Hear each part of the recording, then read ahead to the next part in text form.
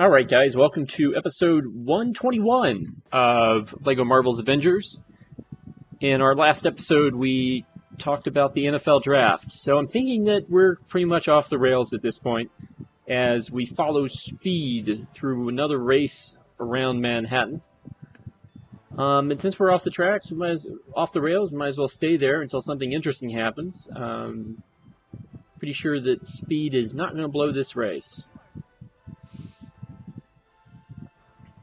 So, I guess backing up to the draft, one of the things that caught people by surprise was the Chicago Bears moving up to pick number 2, and that may not have been necessarily so surprising as them moving up to pick number 2 in order to draft Mitch Trubisky, the rookie quarterback out of North Carolina.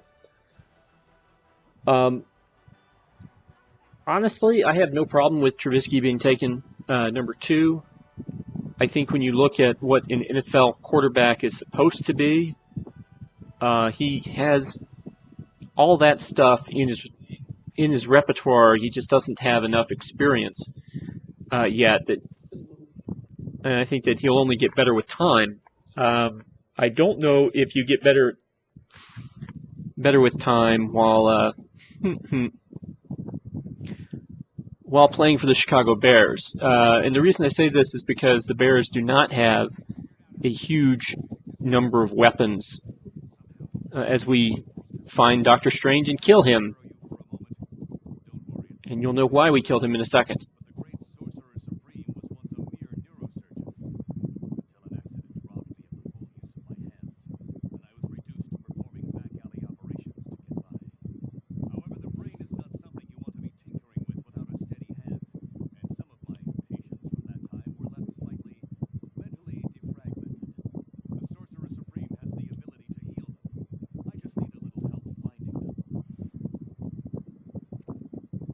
Yeah, this is definitely a mission from the darker side of the Marvel aisle here.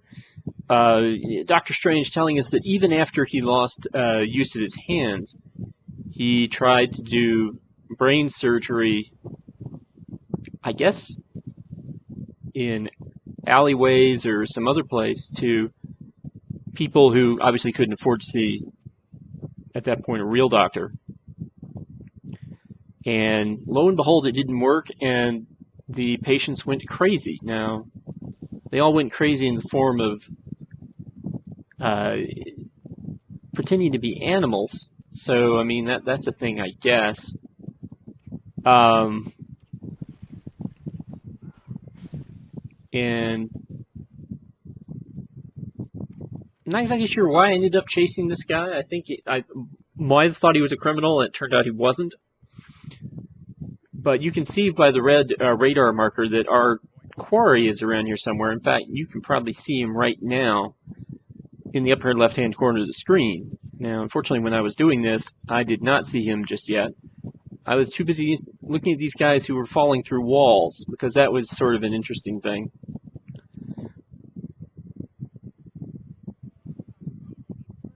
So, God, it seems like forever since the Doctor Strange movie came out, and indeed it has been about 6 months.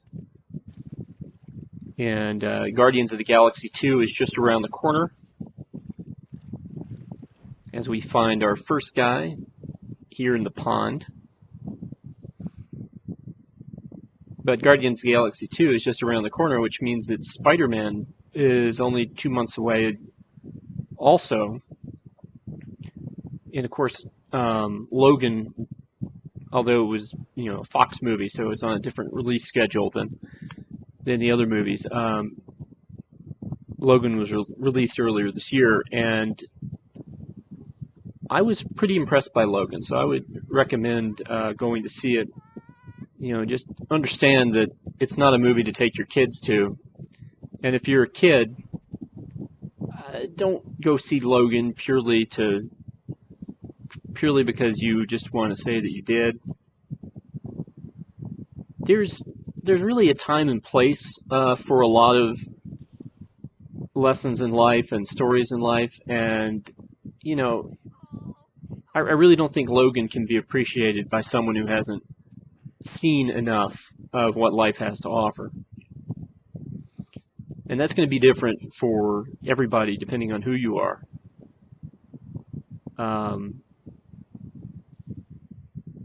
But my guess is that most of the people, who would go see Logan because, oh, it's another superhero movie, are going to really miss out or misunderstand what's really going on in that film.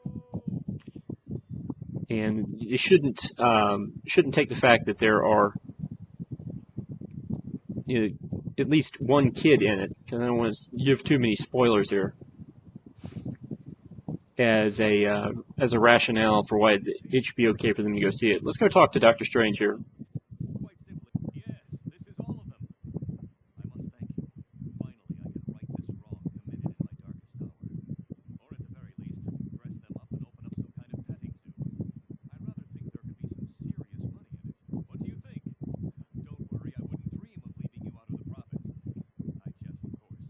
About the petting zoo, I mean. Yes, even I am not that strange. All right, so Doctor Strange plays the dark angle all the way at the very end here, talking about you going ahead and starting a petting zoo and being okay with giving you a cut of the profits before, finally going away from that. So let's go talk to somebody else.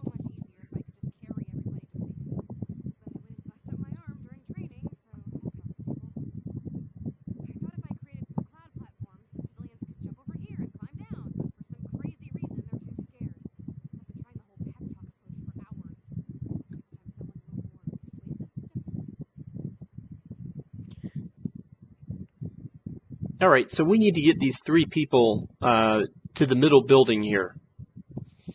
And the only way we can do it is down these cloud platforms. So we need to take a psychic or mind control character up there and convince them and basically use that character to walk them down the clouds. Now, I had several mistakes at this, so you'll probably see some cuts here or there in order for this to all sort of run smoothly. But once Clea gets out here, she's going to be the one in charge of moving everybody back and occasionally knocking them to their deaths.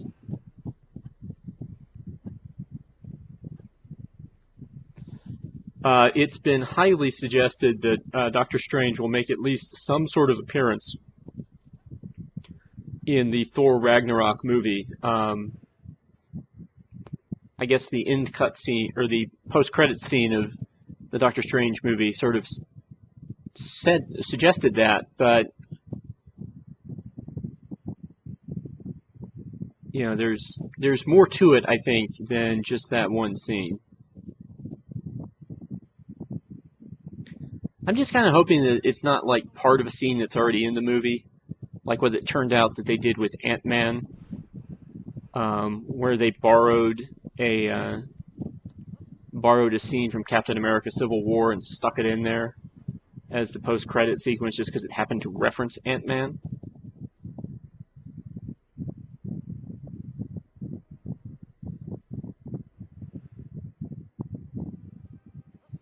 But that's two down, and believe me, you've missed out on a lot of frustration. Probably for the better. So now we just need to go to the top of this building and convince this guy not to jump by convincing him to jump.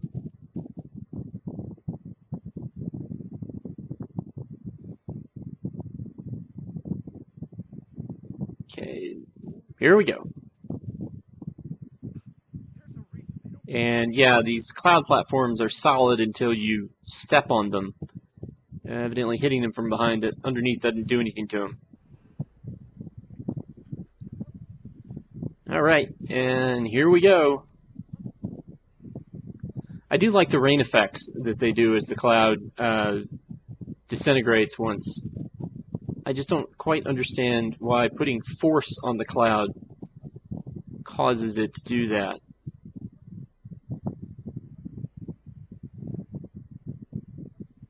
I'm probably missing something very basic here, so, don't put too much thought into that.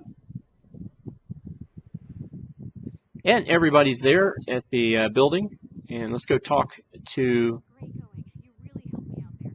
And seriously, if you could spread the word about how nice and reliable cloud platforms are, I'd appreciate it. Maybe then the next time this happens, people will just bounce their way across on their own, and we can all go home a lot quicker. Criminal activity taking place at 12 o'clock. As in the direction, not the time. I mean,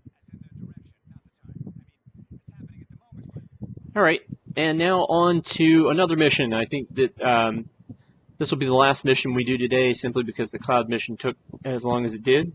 There's something going on over here at the Statue of Liberty, and so we're going to fly, and it turns out to be a race. So we're going to engage in this air race here with the Black Falcon.